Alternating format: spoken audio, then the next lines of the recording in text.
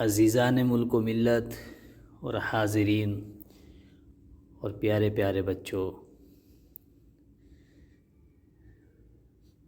جیسا کہ آپ سبھی جانتے ہیں،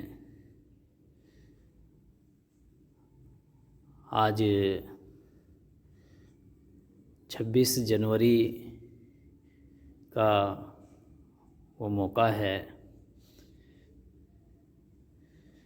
کہ جس میں ہمارے دیش میں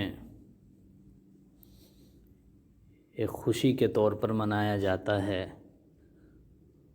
اور اس دن کو ہمارے ملک کی آئین میں ایک اہمیت بھی دی جاتی ہے۔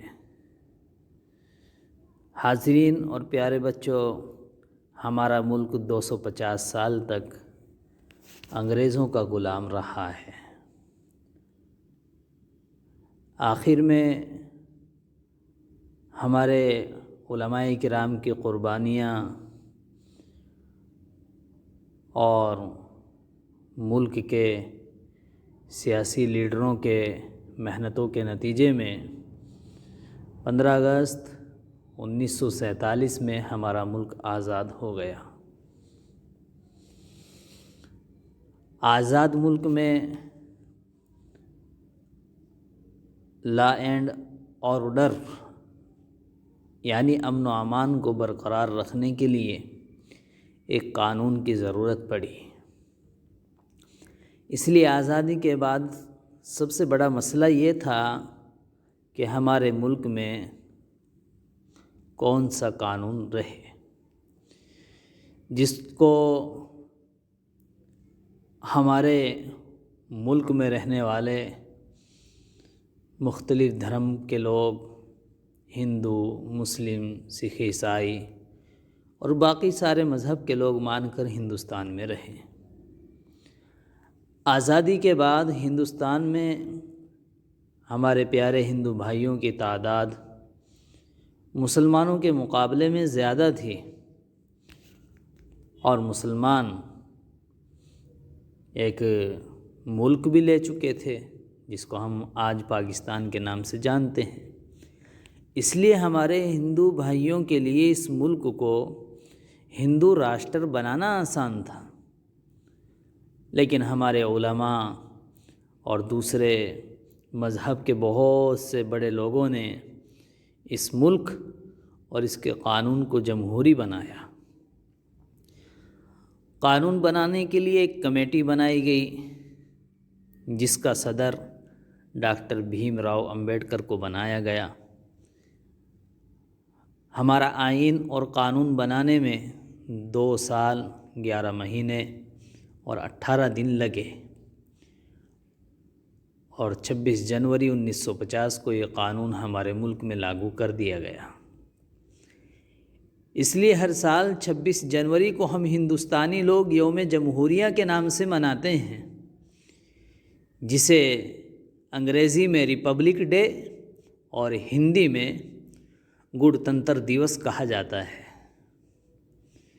جس طرح مسلمانوں نے ہندوستان کو آزاد کرانے کے لیے اپنی جانوں کی قربانیاں پیش کی، اسی طرح قانون بنانے میں ہمارے علماء کرام اور دانشمند حضرات نے بڑھ چڑھ کر حصہ لیا۔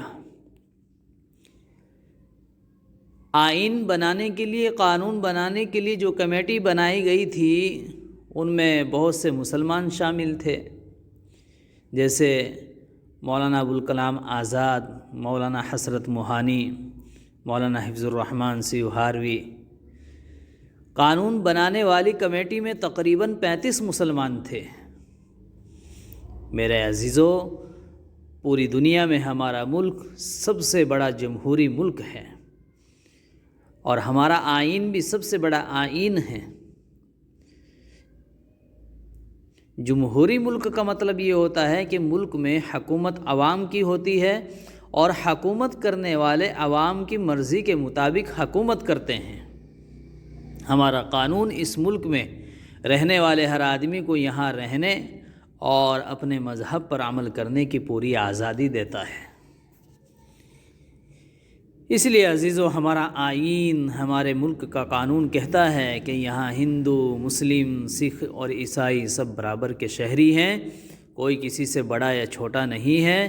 یوم جمہوریہ کے موقع پر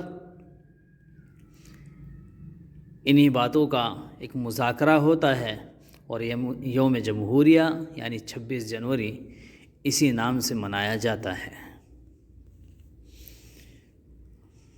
15 اگست 1947 کو ہمارا ملک انگریزوں کے قبضے سے آزاد ہوا۔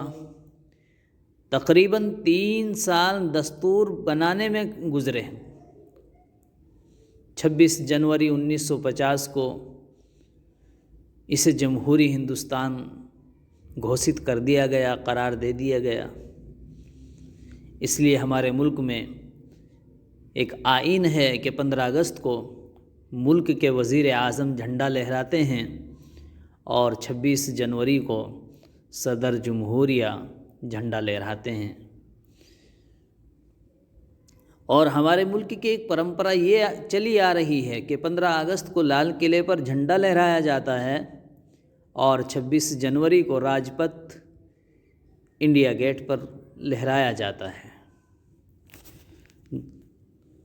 اور ایک پرمپرا اس میں یہ بھی داخل ہے کہ جھنڈا لہرانے میں فرق 15 اگست کو جھنڈا لہرانے کا طریقہ یہ ہے کہ جھنڈا نیچے کی جانب بندھا ہوا ہوتا ہے، اس کو اوپر کی طرف لے جا کر لہرایا جاتا ہے، جس کو انگریزی میں فلیگ ہوسٹنگ کہا جاتا ہے۔ اور 26 جنوری کو جھنڈا اوپر ہی بندھا ہوا ہوتا ہے، اس کو وہیں لہرایا جاتا ہے، اس کو انگریزی میں انفلیگ کہا جاتا ہے۔ یہ ہمارے ملک کا ایک آئین اور ایک قانون سازی کا دن ہے، جس کو ہم یوم جمہوریہ کے نام سے مناتے ہیں، اور 15 اگست یوم آزادی کے عنوان سے منایا جاتا ہے۔ یہ ہمارے ملک ہندوستان کی مختصر تاریخ ہے، جسے ہم سب کو یاد رکھنا چاہیے۔ اللہ تعالیٰ ہمارے ایمان کی سلامتی کے ساتھ ہمارے ملک کے اندر امن و امان باقی رکھے، اور یہاں کے رہنے والے ہر شہری کو امن و امان کے ساتھ، بھائی چارگی کے ساتھ زندگی گزارنے کی توفیق عطا فرمائے۔ وآخر دعوانا ان الحمد للہ رب العالمین۔